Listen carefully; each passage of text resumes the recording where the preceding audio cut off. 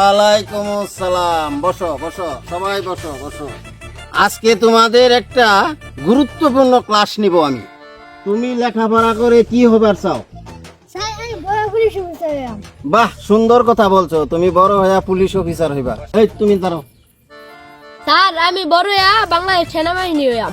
বাহ, খুব সুন্দর বলছো। বাহ, তোমরা তো সবাই বললা পুলিশ অফিসার হইবা, আর্মি অফিসার হইবা, নেভি অফিসার হইবা।